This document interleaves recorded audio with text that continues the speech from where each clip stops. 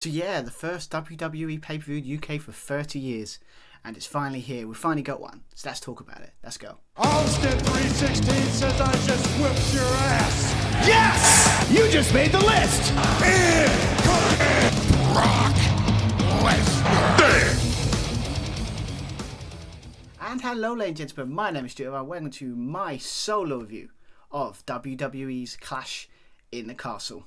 And yes, we finally got one. We finally got a WWE pay-per-view on our shores, the UK. And yeah, I mean, I couldn't wait. I mean, to be fair, what we were all looking forward to was the main event between Roman Reigns and Drew McIntyre, and see if he can finally win back his WWE Championship or Universal WWE Championship on UK soil. Obviously, we'll find out about that, but obviously, yeah, there's a lot of good matches here. But yeah, so obviously, you want to make sure you don't miss any more reviews from yours truly, and obviously when at some point when me and Josh can find a way to do a review together again, it's going to be awesome. But until then, it's just going to be me. Yeah, please like and subscribe. Obviously we're steadily getting much more subscribers every day, so must be doing something right. So glad you enjoy, but hopefully more subscribers would be nice. But yeah, so obviously we're going to dive straight in to talking about this pay-per-view, where we're going to talk about the first match on the card, the main card. Obviously, we're not going to talk about the pre-shows. I never talk about the pre-shows, purely for the fact that I don't watch them, so I talk about the matches I do watch. So the first match we talk about is a 6 women's tag team match between Bianca Belair, Alexa Bliss and Asuka, going against Damage Control. That involves Bayley, Dakota Kai and Io Sky. So yeah, so it'd be interesting to talk about that. So let's go dive straight into it. So yeah, so we kicked off Clash at the Castle with a 6 women's tag team match, as I said, with the newly formed group of Bayley, Dakota Kai and Io Sky going against Bianca Belair, Alexa Bliss and Asuka. But yeah, so obviously this is all set up from the Damage Control, or if it's Control or Damage Control, was debuting on SummerSlam. Yes, SummerSlam. So yes, obviously, and ever since then, obviously it's been a thing of Bianca Belair and kind of going against them, but obviously Alexa Bliss and Asuka being involved is kind of like a thing to get them doing something. So it's like a thing, because obviously normally you have Becky, but obviously Becky is kind of out for a while, so she won't be back. So when she comes back, it's going to be a big deal. But until then, got this. But yeah, it's kind of set up as a situation of the Damage Control are kind of running roughshod for the women's division and kind of wants to take over.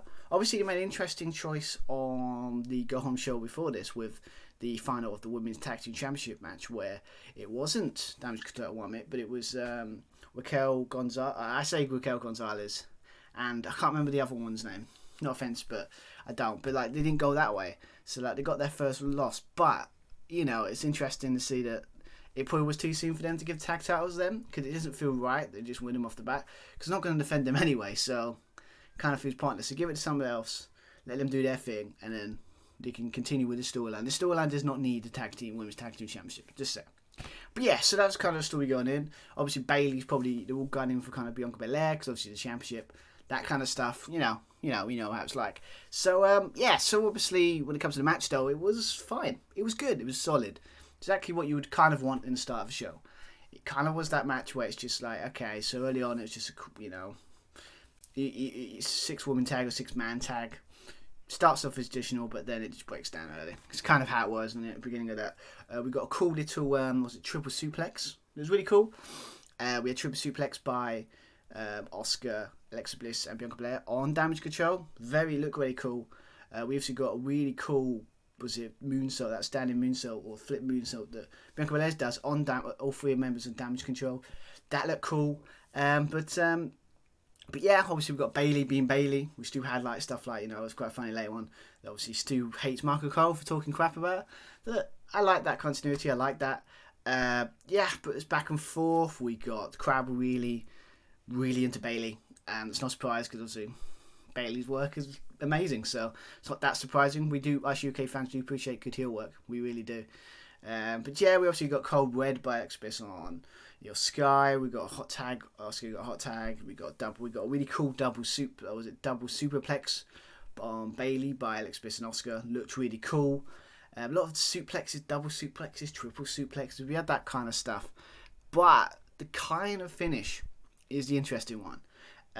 Really. So let's talk about it quickly. So we'll talk about the finish of Sky went She done a springboard moonsault that she's known. She's called Empress of the Sky for a reason, because she does a lot of moonsaults, done some really cool stuff. Watch her run at NXT to show you that, because she does really cool stuff there. She obviously had that. Obviously, took them out. That means took out Alexa Bliss and Asuka. So that means it was 3-on-1 with Damage Control going against Bianca Belair. Then she don't shoot. Bianca tried to go roll up and Kai for 2. Then Bianca went for with a forearm on Dakota Kai, but then obviously Bianca there pressed on and lead away for a fall-away slam. Again, showing her strength. She's very good at that. We forget how awesome Bianca Belair is. She's just amazing in the ring. Then obviously we went for I guess basically after this it basically is like it was 3-on-1. She was fighting valiantly. Then obviously near the end, basically the numbers game was too powerful for him. And then obviously we got a situation where Dakota Kai hits that scorpion kick that she's known for. That sent Bianca into the corner, and this guy helped going by grabbing grabbed Bianca, and then Kai kicked Bianca with that kick that she's known for. I think it's a finisher. I can't remember what the name is, but you hear all that. And obviously she was taken out. Then obviously Bayley hits the rose plant.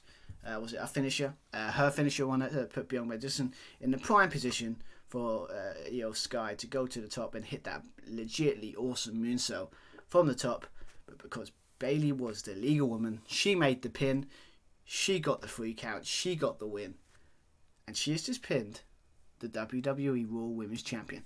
So we know who your contender would be next. But yeah, so I like it because it shows that consistency of teamwork. The team that had the better teamwork won, basically. Because obviously we've got Bianca Belair, Alexa Bliss, and Asuka. I kind of like this 3 single star joining together, but this team is like the unit. Damage Control. They're very good, and this match proved how good and how dangerous they are when they all work as a team. And I think I like that. I think it was 18 minutes, solid. I mean, it was give them a bit more time than normally it would give. I mean, obviously you could have went for maybe Gunther versus Sheamus as because that kind of match would have set the tempo. But this was a good shot. I like this match. I just think because obviously the women's division on Raw is very interesting right now. I would say it's a bit more interesting what's going on SmackDown, because obviously it's got Dakota Kai, you've got this doing well, so you've got just 6 amazing women going at her in a feud, and it's just really fun. And yeah, I think it's really cool. I think I like the idea that Bayley's like you've got to do that with a team. They've kind of got to show their dominance early on, and you kind of have to give them big wins now and then to legitify them. I think that's the problem with teams. Maybe this is what this one changed now at Triple H and shows that he knows that you've got to give factions big wins early on to show how credible they are. Then they can lose later on. That's how you do it. Big up. Maybe give them like a run as a team. No, we can beat them. But maybe singles, yeah, maybe. As a team, no one can touch them. Maybe book them like the Shield. I'm just saying. If you ever want a trademark of how to book a trio, the Shield is the perfect, and I mean perfect, blueprint of how to do that. So that's how I would do it. But yeah, so awesome match. Right finish. Crowd loved it. That's how you do it. That's how you start showing UK. Love it. So yeah, good stuff here. So obviously after that, we got our first title match of the evening. And it's a huge one.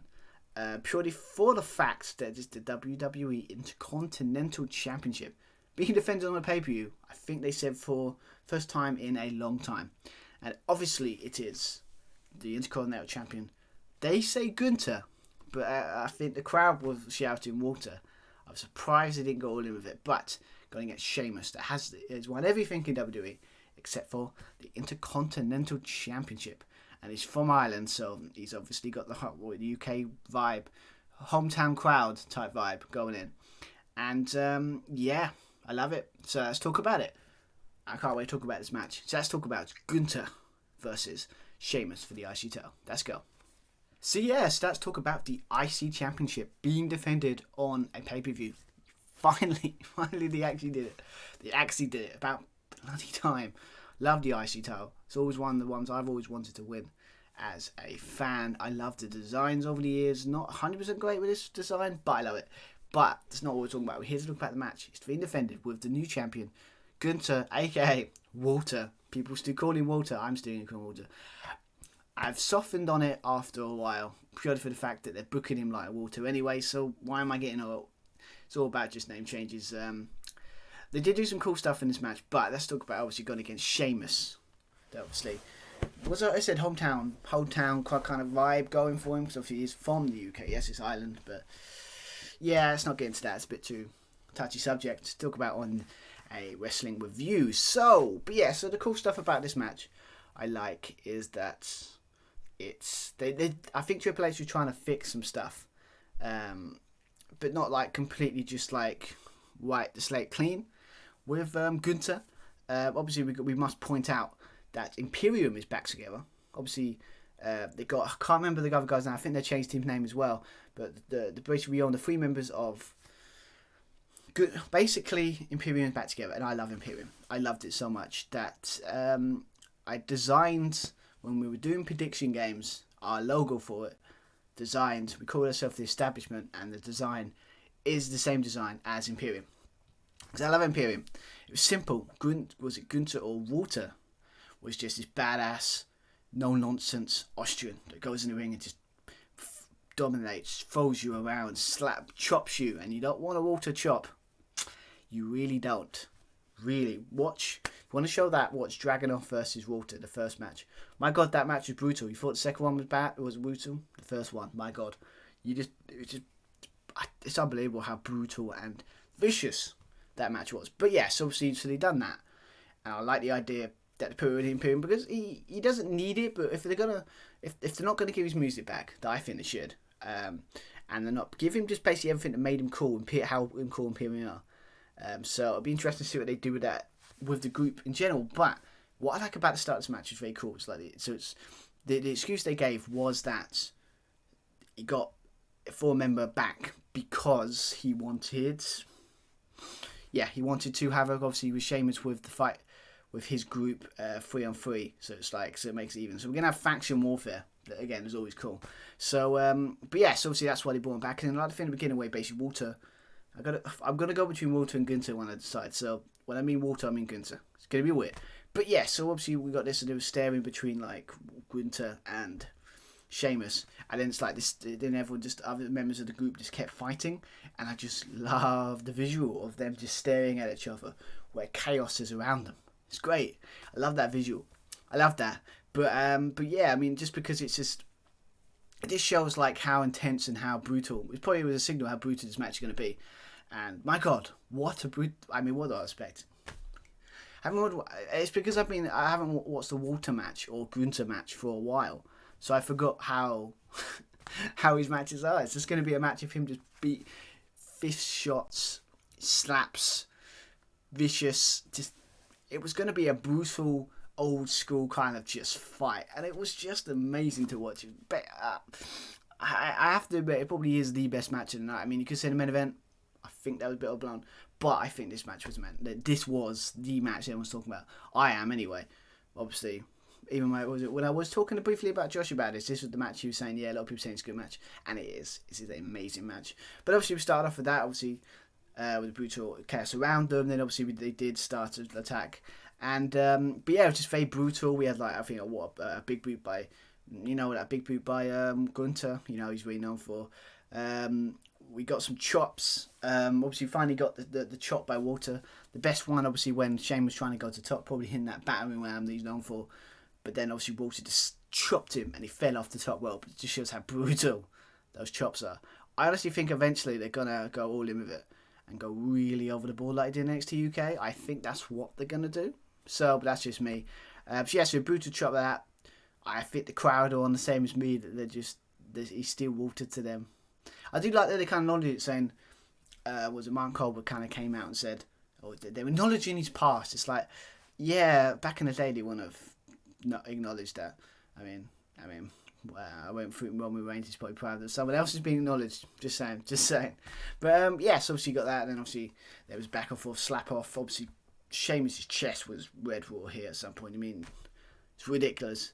But yeah, so it's just a physical fight. We had knees. Sheamus hitting that amazing knee he hit. We got a white noise on Gunther for a near fall. There was a good segment when Sheamus tried to go for a bro kick, but Gunther was get out of the way, and he was able to hit that standing drop kick he's known for, and then he hit a powerbomb for a very near fall. But kind of the ending of the match is really cool as well, because it was just an all-round just really physical affair. That just these two are just surprisingly work really well together. Style-wise, it just works. Both brutes. If it's a brawl, it's both. Their basic stuff is all about brutality, and they're both kind of in that kind of vein. So it kind of worked for like two styles that are the same, clashing, and it worked, in my opinion, anyway. But yes, obviously after that, so basically the match ended with you've got Sheamus picking up Gunther from kind of Gunther was trying to go for the top rope, but obviously it was caught. Sheamus trying to get him with the Celtic Cross, or I call it the Razor's Edge. Every time we do that, it's Razor Ramon, and that's his thing. It's always going to be known for me anyway. But yes, obviously tried to hit that, but it was slow. He hit it, kicked the 1, 2, and then Gunther kicked out of it. Then obviously the crowd wanted it to be Sheamus to win, because obviously apparently the rule is people just don't get what they want when it's in their kind of hometown in a way. But anyway, Sheamus set up for a brawl kick, but then obviously kind of sold the back injury. Obviously he's working on the back Gunther earlier on in the match. So he sold that. So he wasn't able to. I think he hit it, but then he couldn't go. Like couldn't really go for it because of his back injury. Because obviously I like that kind of storytelling in my wrestling. But then obviously after that, Gunther took advantage, hit a powerbomb, no cover. Then he went down on his knee. Was it there? And they were down on their knees, and then he slowly got back up. And then Gunther hit a huge, and I mean huge, lariat.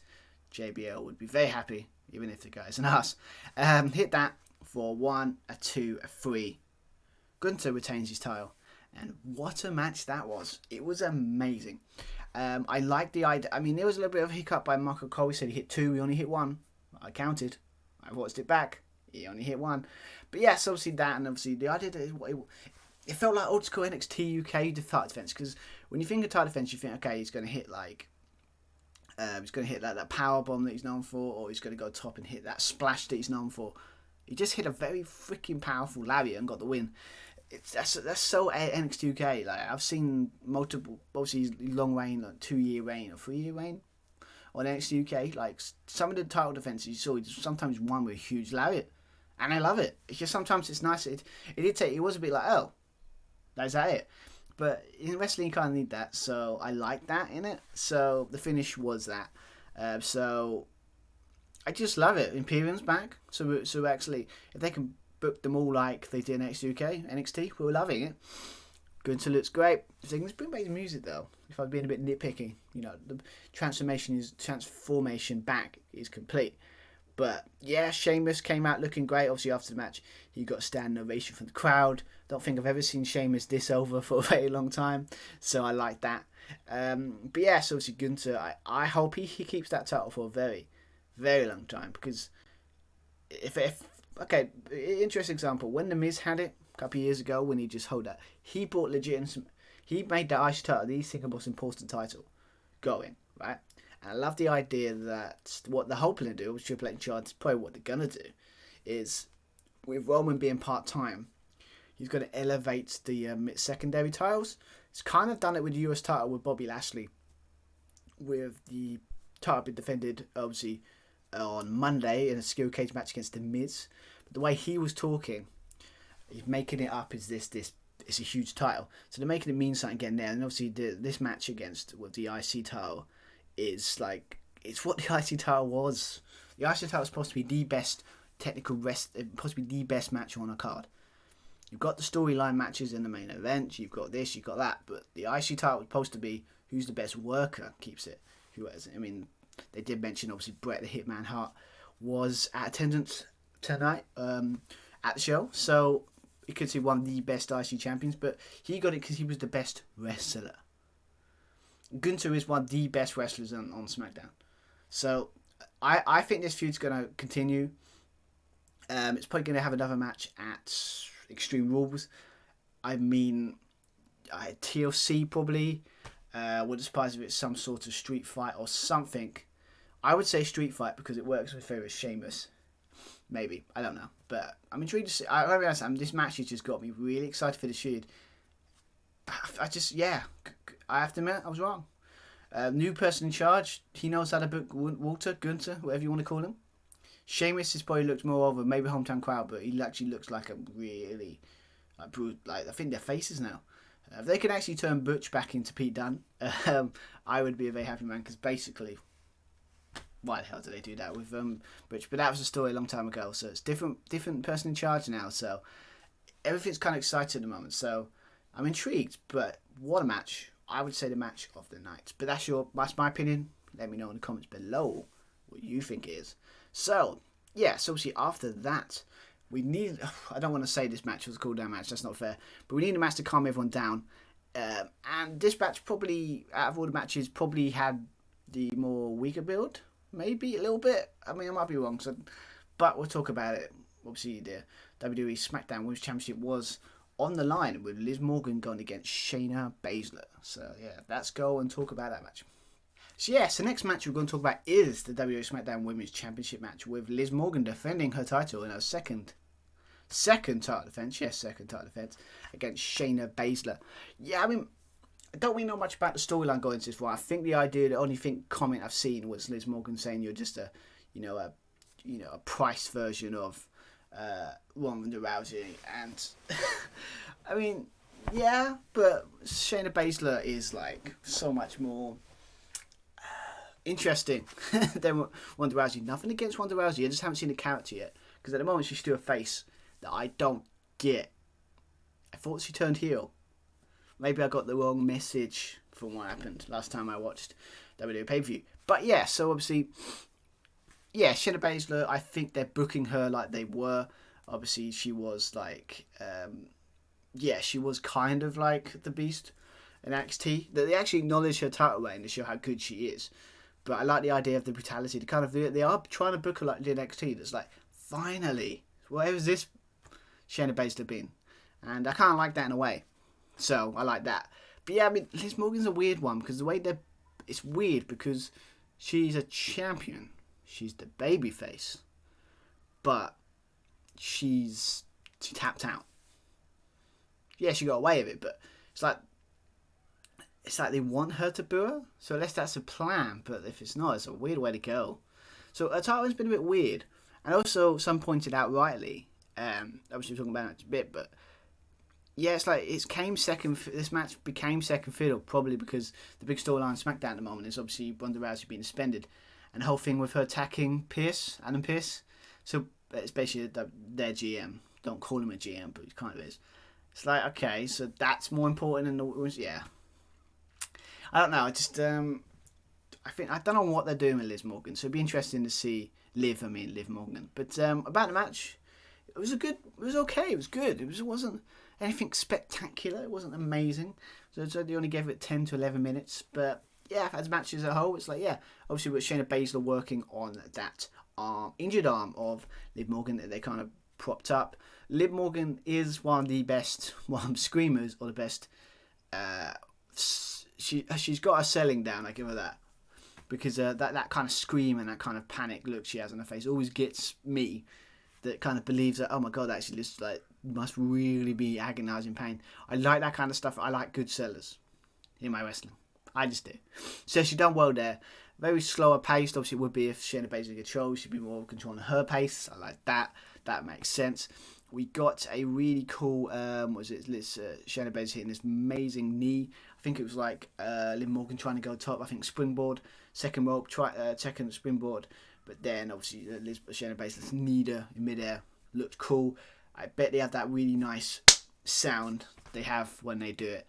Always look good. Sheamus' knee has the same kind of pop that sound just makes you go, oh, that must have hurt type thing. So I like that. That was cool stuff. Obviously we had later on in the match, we had Liz Morgan try and look in the armbar on Shayna Baszler. That I think is really cool. We obviously got that cool little springboard kind of over the top kind of power bomb she does that looks really nice. But the kind of match kind of just ended. It was weird. It was a weird finish. I have to admit, it was very strange. It kind of ended with obviously Liv Morgan going for that power bomb out of the corner, going for a 2. Baszler then applied the clutch. I think she was trying to go for it, and then she kind of transitioned into the submission sleeper. I can't say the word because it all mumbled because of how I say things. But then Baszler was able to sell. But Baszler was selling her on with left arm because she might have injured. So obviously Liz Morgan went for a submission for like an armbar that's similar to Ronda Rousey, you would say. Just say, I don't know if that's homage or purpose. But then obviously counted back into the clutch, trying to go back in the clutch. But then obviously this, someone's put Bliss here, but I think someone's must have thought that it's actually Liz Morgan. Got it confused, maybe. It's the notes I've got. But yeah, so she got that. She hit a double knee cold breaker and then hit her finisher Oblivion. It's basically a flat line off the top rope, off the ropes to get the pin and just get a surprise win. Yeah, just a simple, solid 10-minute title defense. Yeah, I mean, I'm fine with it if it's just it leads to something better. I mean, Liz Morgan, what does she need? Why do I say Liz? Liv Morgan. Liv Morgan, that's her name. Liv Morgan needs to. The problem is I don't know what they said at the start of this part of the review. Like I don't know what they're doing with it, so it'll be interesting. But if Shayna Baszler can be like, if this leads to basically Shayna Baszler with Team Ronda Rousey against her, and then they can be like Liz. I don't know. Liz Morgan's weird. I don't know what they're gonna do with Liv Morgan. So, but as a match though, it's probably probably the weaker matches of the card, and that's because there was just a lot of good matches. But it's solid. It's a timely one. It's harmless. It's good. Like it kind of got away. She kind of got away with it because it's another one, but there was quick fire, just out of nowhere, 2 big moves and gets out of there. So it looks like she's kind of as this babyface underdog survivor. She seems to be able to keep surviving. So hopefully that'll turn into something that eventually the fans can get behind. Hopefully. Oh, I Liv Morgan. She's got this kind of like sympathetic feel to her. It's like she just feels like a person you want to root for, but I don't know what they're doing with her. So I don't know. But anyway, that's a story for another time. Obviously, it'll be interesting what they do on SmackDown. But obviously, after that, we talk about another kind of strange thing going on. Obviously, we're talking about the tag team match with Edge teaming with Rey Mysterio. I think for the first time in 20 years. Obviously, I haven't teamed since the old 2002 SmackDown days. We all know the famous SmackDown 6. It's a big thing for me anyway, because SmackDown 6 is I love that time in wrestling. So obviously going against the Judgment Day of Damian Priest and Finn Balor. So interesting story going into that. We'll talk about that and just right now actually. We'll talk right straight into it. So yes, let's talk about that tag team match. Let's go and talk about it. So yes, let's talk about that tag team match. I said Edge, team with Rey Mysterio going against the Judgment Day. Obviously, the story with this one, obviously going into it, was the idea, obviously, with Edge, Rey Mysterio being involved. Dominic kind of fell out of place a little bit. Obviously, we had that situation where accidentally, early on in the feud, Edge accidentally speared Dominic Mysterio after, the Judgment Day got out of the way of Edge trying to spear them. This started, resentment.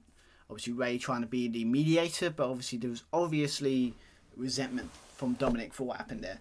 And obviously, kind of in a way, resentment for maybe Edge getting involved in the feud. So, it's kind of what the story is. But when it comes to... and also we had there's a thing going on with... with Ripley and Dominic Mysterio. Like, him, kind of her manhandling him. So, I don't know what's going on there. There's a weird story there. But that's kind of what's going in here.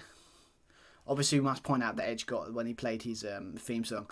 The UK crowd love it, and that's because it's freaking awesome. And us fans do love in the UK a good theme. I love Edge's theme. It's one of my top 5 themes of all time. But everyone knows that, so. But yes, obviously, when the match. Let's talk about the match. Cool tag team match. It was solid. It was decent. It's what we needed. It didn't have to be anything crazy. Obviously, early on, Damian Priest wanted Edge. The crowd wanted it, but that's because you want to see Edge beat the crap out of Damian Priest. It's kind of what the thing is. Yes, obviously we had a nice little thing with Edge and Rey Mysterio doing like an old full school teamwork, where obviously I think he used he power bombed Rey Mysterio onto Judgment Day on the outside. That's what he used to do back in the day. I've watched 2002 recently SmackDown because I do love it. It gives me a bit of inspiration for my own creative stuff. But yeah, so we had that. Early on, we had Damian Priest catch Rey Mysterio later on in mid-air, trying to go for a springboard and hit him with a modified broken arrow. That, it's really cool. Looks amazing. Damian Priest is really good. I used to be a bit iffy about him in NXT, but he's really found his own last year, and he looks really, really good. Obviously, we've got Damian Priest trying to slam. This is the bit I couldn't write down, but now I remember. Like basically, what we did is Damian Priest went to the barricade and was walking on top of the barricade, and I think he was going to try and put him through the announce table or put him through something. But after Rey Mysterio had to get out, and he kind of, split his legs took his legs from underneath him, and he landed. And then Damian Priest's reaction to it when he basically landed on his down belows. Let's go by that. Down belows is like, he's like, oh my god, what? Like he's so much pain, and you got Rhea Ripley kind of coming in the background going, oh, suck it up. It's like, no. If that happened, you'd be like, yeah, I'm done. This match is over. I'm gonna go because I just can't. I just like the reaction to it. The whole thing was set up quite funny. It was quite nice and funny in a way. So, but yes, obviously had that. Tried to do that. Then obviously Edge hit his own version later on, the 619. That kind of stuff. That was cool. Obviously you got Edge going later on, going to try to went sprint. Damian Priest through the second rope. Big E would be proud. It's basically what Big E does. But obviously later on, basically the match kind of ended with obviously Dominic. Obviously, I think Dominic was distracting the ref so that Rey could hit Finn Balor from the top. Obviously, I think Finn Balor was going to go up top and he was going to hit the coup de grace. But obviously, Dominic distracted him, and Rey Mysterio was able to hit a Hurricane Rana or Frankenstein, if you want to go, but the wrestling terminology. Hit that, and obviously, obviously went to top, and obviously by that point, Rhea Ripley decked Dominic Mysterio with a forearm and chucked him into the barricade. Then obviously got Ripley held Dominic in her arms, so basically Rey went for the middle rope and just done a suicide dive. That's what he does, and done a head scissors. Then obviously near the end, obviously the match ended with Rey hitting a head scissors on Finn Balor into the ropes, and then you got Balor, but Balor hit a clothesline and kicked Rey out of the ring. But then Finn Balor ran to the ropes. Then Dominic Stu tripped him. Got getting involved. He's still involved in the match. Rey then sent Balor back into the ropes, and then he turned around and then boom, hit a spear. 1, 2, 3. Rey Mysterio and Edge get the win over the Judgment Day. 12-minute match. Very, very good match. Very solid, good tag team match you expect on a pay-per-view. Not spectacular, but again, let's be honest, they're doing like doing SummerSlam. What people are going to remember is not the match, it's what happens after the match. Of course, we're talking about, let's not sugarcoat it, the Dominic Mysterio heel turn. And all I can say to it, about damn time. I mean, they really pushed this on and off for ages. It was kind of bland. It's like basically I'm Rey Mysterio's son, and it's kind of like, okay, so it's like no character there. So it'd be interesting to see what they do. But basically, how it happened was obviously Rey and Edge wanted Dominic to celebrate with them after the win, and it looked like it was a nice moment, and basically Dominic Mysterio just basically kicked Edge in the groin, a low blow. Edge's reaction was perfect, and obviously then Rey's like talking to him like, what are you doing? Why are you doing this? That type of thing. And nice little homage that someone pointed out online that's really cool is he's talking to his father and all that, and he hit a clothesline very similar to how Eddie hit a clothesline on Rey all those years ago when he betrayed him. So a nice little homage. I mean, obviously you got the hair homage of Eddie Guerrero. Basically, I think this is a little inside joke for us saying, yeah, Eddie is really his father, not Rey. It was all planted all those years ago. I'm joking. I don't know. I don't think I got it. But yes, I like that. But obviously hit that and obviously walked crowd booing the hell out of Dominic Mysterio. It's like felt so old school. Like, proper like, oh my God, what have you done? We've seen it a mile away. We've predicted it. But it doesn't mean when it happens you don't boo it. It's just, I love it. And obviously then you've obviously got walking out. And then obviously, I thought it was going to be a situation during the Judgment Day. But maybe this is not. Maybe you will. Maybe you won't. I don't know. But that'd be interesting. That's the interesting thing. It's what a heel turn should be. Where you go, with the old why Dominic Why, and it'd be like, you want to watch Raw to figure out why did he do it, and that's what a good heel turn should, in my opinion anyway, should happen. But yes, we walked out, and obviously you got Judgment Day just laughing their head off, going, "Oh my God, look at this! This is brilliant. This is great stuff." Maybe they might try to recruit him, as he said. Then obviously we just ended with Edge and Dominic. Edge and Rey Mysterio, just kind of Rey was like kind of shocked, like disappointed what his sons just did, and so it sets up interesting stuff. I mean, it might be the character change that Dominic needs, because he's good. He's proved he's good in the ring, but now he just needs to find that character. So if he's going to become like a character that's kind of like wants to stay out of his father's shadow, then I like that. And it'd be interesting to see if he joins the Judgment Day to help him achieve that. Or maybe to try and manipulate him. I don't know. Be interesting though. Be very, very interesting. So, well, 2 matches left. But the next one, I cannot wait. Because I think this match is a perfect example of the new direction that Triple H is going. That just harnesses a match like this. And I like it. And I cannot wait to talk about it.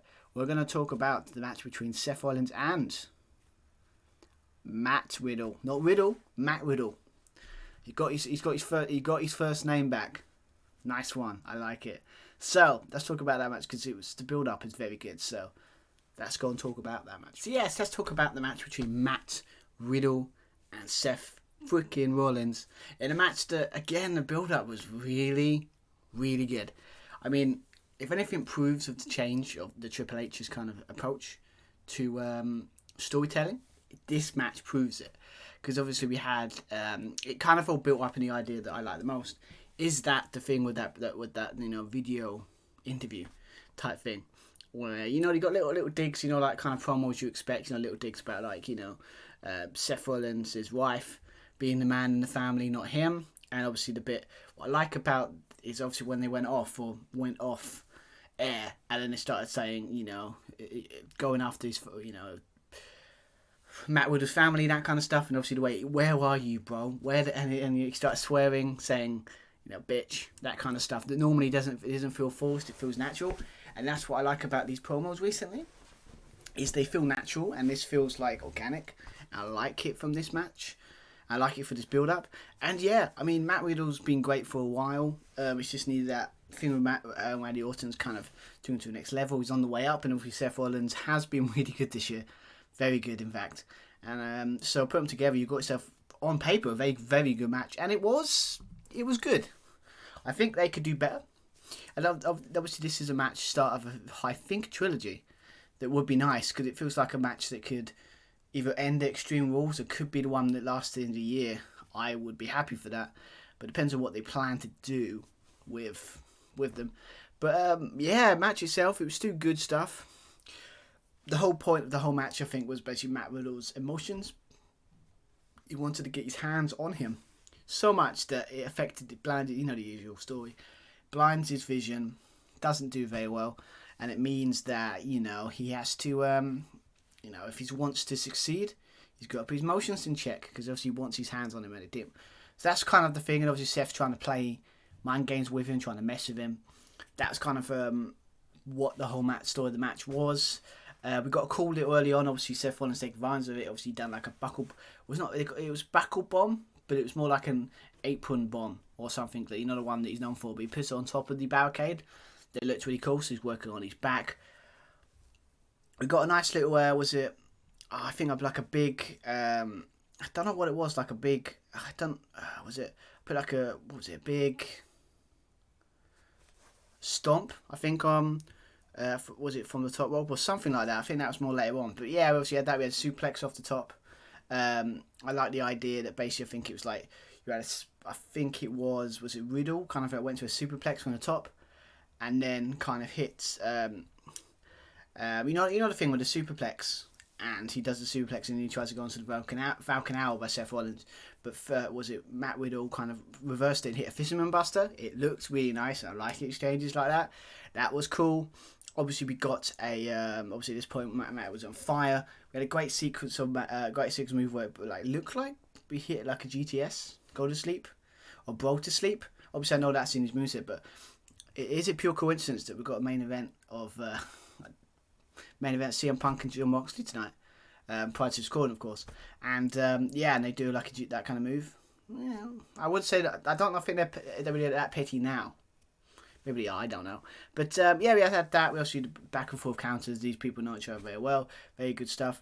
We even got Seth Rollins hitting moves. Hit the RKO later on in the match. He hits Matt Riddle's own Bodemic kind of finisher. That was pretty cool. Obviously hit that kind of stuff, and he hit Randy Orton's draping DDT as well. Kind of again playing on the mind games, trying to get into Matt Riddle's head. And it seems like it was working. But kind of, again, how the match ended was pretty cool. It was a cool finish, very decisive finish. But yeah, so obviously Matt would have got into the match. He started starting to get momentum. Went to the outside, went to the ring, and then slammed Seth Rollins' head onto the announce table. Then he got really too far, and he grabbed a chair, looked like he was going to hit, do like a chair toe type thing. Obviously, if he did that, when he got disqualification. Obviously, Seth Rollins got out of the way, was able to get back into the ring, and just when Riddle gets back, tries to slide back into the ring, he hits a stomp on him out of nowhere. Seth's out, so he's out. And then after at the end of the match, he goes to the middle turnbuckle and hits like a kind of super stomp off the ropes that didn't think you could do, but it was cool. Hitting that, gets the win. 17-minute match. Great stuff here. Love it. I mean, I don't know what it was missing. Maybe it's one of those matches because it was a standard wrestling match because of how personal it is. I think it needed to have a stipulation. Maybe that's what they were trying to put. Like, it's good now. Imagine when you put like an Extreme Rules as next pay-per-view. Maybe that's where they're going. But it makes sense that Seth still gets the upper hand at the moment. I guess Matt Riddle is going to get his revenge on him at some point. That kind of like. So, but that's I think the story of the match, story of this feud. I just think it's one of those feuds where it's just like it felt organic. And it just feels like it started off as just someone trying to be better with each other. It was like trying to take his spot. And it's got really personal. And it's had the best feud start. And I think I like that. I think this is one of those feuds like, I think Seth's really been good this year. Obviously stuff with Cody, now sitting here, we're doing a middle Riddle. He's just been on fire this year. I think for me, it's maybe where I really appreciate Seth Rollins more. Because I do anyway, but again, there's always the Seth Rollins, his in-ring abilities, character works pretty good. I mean, even if he's old, I still can't pin down what the hell his character is. But my God, whatever it is, it's entertaining as hell. So I like it. And then Matt Riddle's like, this feud's kind of brought out the kind of like, he's not just a, bro, like, he's chilled out all the time. He's more of he can get intense, more like the Progress kind of what Matt Riddle before, where he can get over the top and he can get mad, and when he's mad, stay away from Matt Riddle. That kind of like, so yeah, good stuff there. So I'm intrigued to see where to go. Obviously, this will be a find out tonight. Was it Monday night? Obviously, you keep forgetting this is not Sunday. This is Sunday, but I keep forgetting that the paper was on a Saturday. I think the best thing they ever did for that, because it means I've got time to review it. So, but yeah, cool stuff there. I think it's a good match. It could have been the match tonight, but I still think that's Walter. Walter. No, I'm going to say Walter. Yeah, Walter and was this Sheamus' match? I think it's still a match tonight. But we've still got one more match to talk about. And that's the main event, the one that everyone's been talking about, the one that kind of on the fence. What would happen? Obviously, we're talking about the big match. Roman Reigns defending his title against the home country boy, let's call that out, Drew McIntyre, facing off for the Undisputed WWE Universal Championship. And it's going to be interesting.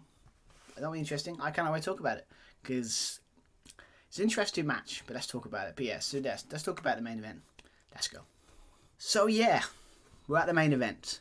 The one they've kind of built the whole show around, and kind of, I wouldn't surprise one of the reasons that they kind of done the show, really, is that we've got Drew McIntyre in his home country. Let's say that, not hometown, because he's not in Scotland. Facing off against Roman Reigns. Obviously, he's had that title for nearly 2.5 years now, and 600 days. No one can stop him. Obviously, the stipulation was not. I don't think it was a stipulation. I think because Drew McIntyre took him out. None of the bloodline was there tonight at the show, so it was by himself. Paul Heyman's not there either because he's been out since Brock F5'd him through the table at SummerSlam. So he's been all by himself and he's lost. That's how he's defended his title, from help of the bloodline, his cousins, Paul Heyman's advice, all kinds of stuff like that. And that's how it's worked. So he was going into hostile territory without his backup, without his family. And he's gone against an emboldened Drew McIntyre. In a way, he's in his own backyard with the fans behind him. It was all set up to be a very, very interesting match. And it was, really. I mean, obviously we got to start off at the beginning. They did actually do a cool thing at the beginning where they played Drew's old Broken Dreams theme that I still think is one of my favourites. I love it. It's one of my...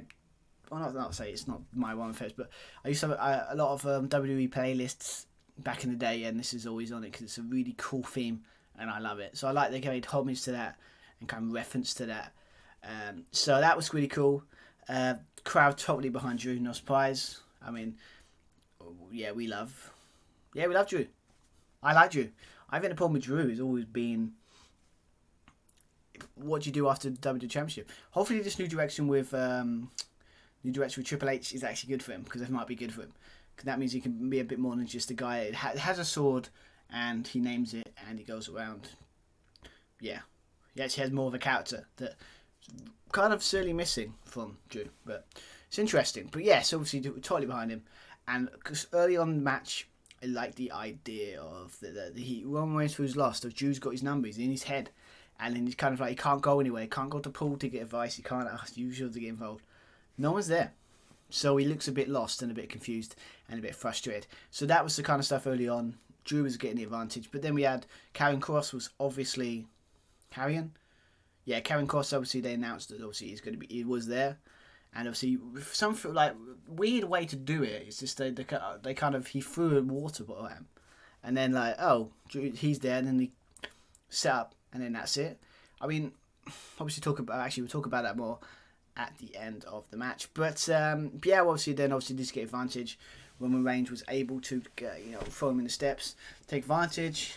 Drew was just about to get into 10 count, and then it was just a place match. Slowed down as you expect from Roman in charge. In control. Even had a bit where Roman Reigns got to the mic and said, Cardiff, acknowledge me. That's interesting for a match, but obviously this was a distraction. Drew came back and hit a Glasgow kiss on my way down. What a Glasgow kiss that was.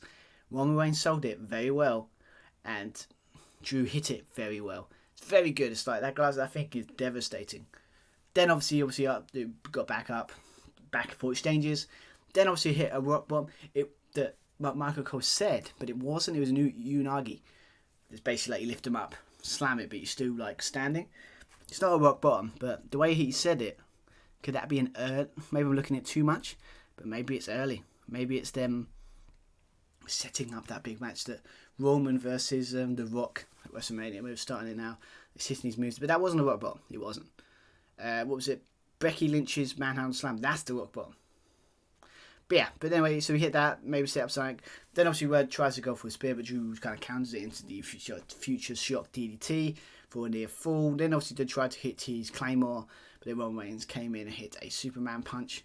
Then obviously Roman Reigns did hit a spear, and he kicked out, but they made it out of like, oh my god, he's kicked out of the spear. But then it's not that shocking, because Brock kicked out like 2 or 3 of them like the month before. I know it's Brock, but it doesn't work as much. But so we obviously went for that. Then obviously Roman got a bit, he was getting frustrated with the ref. Then he was starting to hit the guillotine submission, but Drew was able to get out of it. Then obviously you got Drew McIntyre hitting a spear on Roman Reigns outside, found a way outside through the barricade. It wouldn't be a match without the barricade, with the timekeeper's area, breaking and all that kind of stuff. Then obviously after that, Drew tries to go for the Claymore kick again. Roman gets out of the way and hits another spear for a near fall. But the way he kicked out was his shoulder like that. Love that, because it shows that he's even using just a little bit just to get out of it. Love that stuff. Then obviously he we near fall, but he obviously went for a finisher.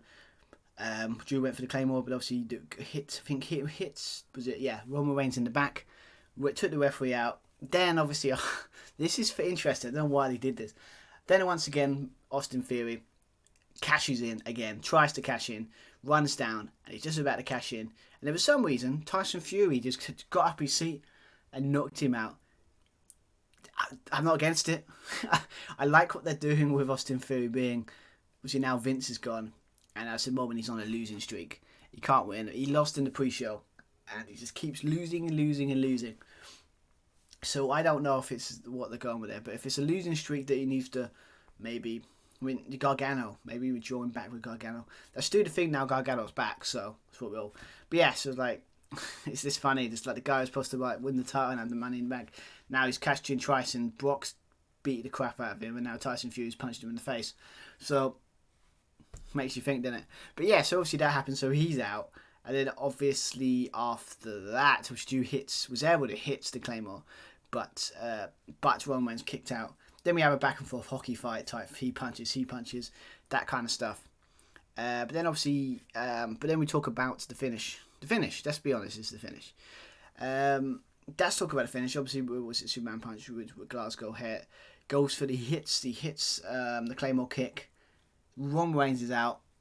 1, 2. You thought, oh my God, he's actually going to pin. And then someone, we didn't know, pulled out the ref from outside the ring to the outside of the ring. And we're like, some hooded figure in a black hood. He was like, who is that? And then we're like, and then I recognise him because I do watch a little bit of NXT. So, oh, it's that Soho guy. Soho. Basically the younger cousin of the Uso. I can't pronounce his last name, but it's the Uso's younger cousin. So he found a loophole. Like, he got someone, and obviously it makes sense because I think they're in the UK. So it makes sense NXT's in the area, and he uses his cousin. So he dig that deep with the family to get to help out. Obviously, it was Drew got after him, and so gives a neck snap across the top rope. And then obviously Roman hits a spear. Charles Robinson just gets into the ring. A 1, a 2, and a 3. Roman Reigns retains. Drew didn't get his big win. Interesting choice. But 30-minute match, 30 minutes. Wow. I mean, they put everything into it, but I think it was too stuffed. I mean, I should have known, because obviously when he hit one Claymore and all the shenanigans, with the ref being down, all that, should have known that at some point Roman's going to win, because it was always a pipe dream, because it made no sense for Drew to just randomly win. It would have been a nice moment, but the story wasn't built up as big as it should have, that made justify the title change. The only problem with this is it only works if this is the last show to happen in UK. I don't think it will. I think this is the start of many WWE and UK shows. WWE, because I hope so. But yeah, it's interesting. It's an interesting choice. I mean, I would love Drew to win, but I get that I don't think you need to build someone up way more to beat Roman. I'm sadly think it's going to be The Rock, but I don't want it to be The Rock. Drew maybe. I don't know who else. I mean, Kev KO is probably a good shout. They're building up a lot of people. Bobby Lashley's been touted. Seth Rollins. I think what they're trying to do, it sounds like they're trying to build a lot of people up. So it looks like, I don't think Drew's there yet. But he shows potential in his feud. So, but I just don't think he's ready for it yet. Because I don't think there's any obvious contenders the way he can go. And Roman having a title makes a lot more sense. At the moment, I don't like it anymore. You do. It's a perfect home country. He could win, but he didn't. But the weird thing is at the end, it's very strange. Like, talk online about this was a situation. Obviously, so after the match, obviously Tachi comes in the ring. I was waiting for 10 minutes, thinking, okay, he's going to turn on him, right? Because he's going to turn on him, he's going to knock him out. Maybe have heel turn, I don't know.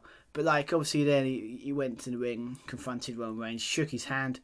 Fans booed that. Then obviously Roman walks out with his cousin. He's very happy. He found a way to retain his title. He walks out. But then obviously you've got Tyson Fury kind of bringing Drew to his feet.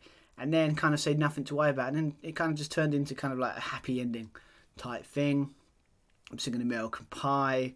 Did a promo saying didn't win, but thanks for being a passionate fans turning up. Proving worth. And then it's just a hug, and then they kind of, sing another song, and then hug, and then that's the end of the show. But I can see what people say, there's stuff online where, it's like a Lex Luger thing, where it's like, he basically got a count-out victory over, what's his name? Got a count-out victory against, I can't remember the name, but he got a count-out victory, and then he celebrated like he won the damn thing. It does feel like that. I like the idea of maybe Drew being so disappointed with himself that he didn't get a win, and it affects him. That they might still do. Maybe it might do a thing where just he keeps losing, and it's like that victory didn't go anywhere. And maybe that might be the motivation to push him to maybe finally get the win at maybe WrestleMania if they wanted to go there. That's what I would do. But yeah, I mean, I can see why people might rub them the wrong way. That that he lost the big one. And then he kind of just goes, well, it's kind of like a Cena thing, where Cena used to be, and he's like, doesn't. I just think there's better character work, but I can see why they did it, because he wanted the fans to go home happy. But they could have ended the show like that, and then not aired that bit. Then that'd be fine. It's because they aired it. It feels like he's just broken character, but it could have been interesting if he lost, and it was a character moment. Then they cut it. Then they do the thing after the show, and then he can do it. I mean, You see it in AEW with Kenny Omega did it, where they kind of released the kind of video, but yeah, like breaking character and you can just be yourself type thing. But I don't know. It's fine because Tyson Fury's, it's pretty cool. It's a nice moment. But what, they're gonna have a party even if you didn't win? It's like, well, okay. But yeah, but as a match whole, 30 minutes, pretty long. Didn't feel it, pace at times, but one way still makes sense. And it was a good end to the show. It's a very good end to the show. I can never say it's bad. It's just it is. I don't know. Just didn't. Something was off. I was waiting for a surprise, or there's rumours around. I was waiting for something to happen, and it just kind of ended. And that's my bad. That's my bad when it comes to that kind of stuff. I'm expecting stuff that they never really promised or only advertised. Obviously, there's a lot of talk of Bray Wyatt, the Fiend signing, but that I've read it a bit more. He's been offered something, but he hasn't really agreed it yet. So it'll be interesting to see what they do there. But no surprises, no shocks. But yeah, ends the show. Pretty straightforward one. Pretty straightforward show to be fair. But yeah. That's going to collect my thoughts, and then we're going to go put my final thoughts on the show, and let's finish off this review. Let's go. So yes, this is my review of Clash at the Castle. Yeah. So again, final thoughts on the show. Solid. It was a good show. I think the problem is it was good, and it was. I think it could have been better. I think what most of it is most of that's was solid. Both the tag team matches, obviously there's 6 women. Tag team match was very good. Stu think Gunther and Sheamus, Walter and Sheamus was the best match of the night by far.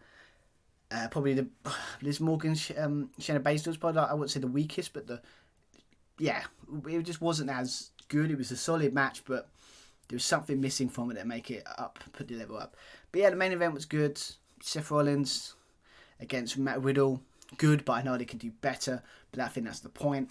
But yeah, it's a good show. It's a very good show, solid show. And I think what you think with the UK crowd and how good we are, you would have got a little bit more. Because they done that at SummerSlam when he just kept going shocks, returns. Maybe they couldn't do much this time. So, but storyline wise, I'm interested. I think the idea the IC title was the best match of the show. It's encouraging because that means that they actually might. That's how the Intercontinental title used to be, as I said. So that's good to see it's getting provenance and it's getting back to what it was, where it's it does the best matches. That's what the IC title, in my opinion, was. So good stuff there. Main event, bit long, but Roman winning, I don't have a problem with it because it makes sense in a way because I don't think they built up Drew enough to justify the big win. Because it's because storyline wise, it doesn't make as much sense, in my opinion. Because it would have been a great moment, but what do you do after that? That's the problem with Drew. There's no obvious storyline. Obviously, they've got Karen Cross, but I don't think that needs him having a title. I think that's a good feud that you can have that might elevate both. And I think that's Roman having the title part-time means that him having a title means you can go away. But if they're bigging up the Intercontinental title, they've got Drew McIntyre, got it against Kevin Cross on SmackDown. You've got stuff from Raw with obviously Seth Rollins and Matt Riddle. You got KO possibly teaming with Seth. With Sami Zayn. Obviously the women's stuff's really awesome as well. There's a lot of moving parts of them that you can enjoy. So it makes sense that he won it. But if I was going to give it a grade, I'd probably give it 7 out of 10. I think I think 7.5 fair result. It's a good show. I think it was a solid show. Better than the shows we've had previously. It's not SummerSlam not included. Obviously, it's kind of definitely better than the old kind of Vince McMahon era shows where it's just they're good, but there's nothing there. There are good moments in here that intrigue me, so I'm intrigued to see where they go with it. So, but yeah, good show. I hope this is the start of many shows in the UK. Hopefully they have one in London, or maybe so I can maybe go to one of them. Would be nice. I would love to go to a show. Love to. But yeah, so this is my review of Clash at the Castle.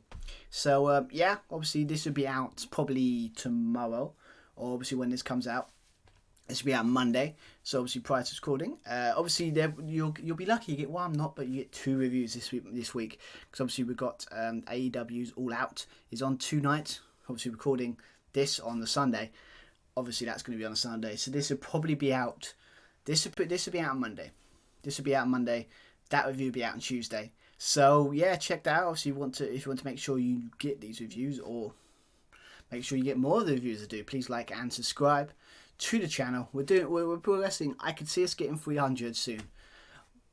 If the momentum is the same as it always is when I put out a video, hopefully we can.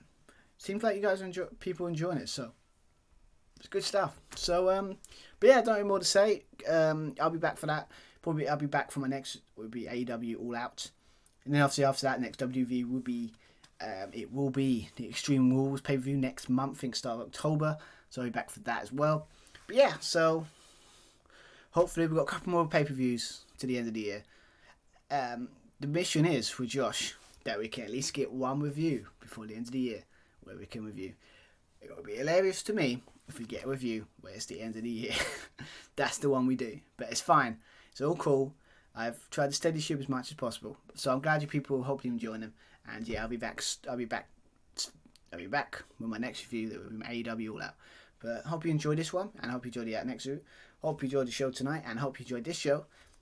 I've been Stuart Irvine, and yeah, have an awesome rest of the week. And yeah, see you in the next review. So bye everyone. Bye.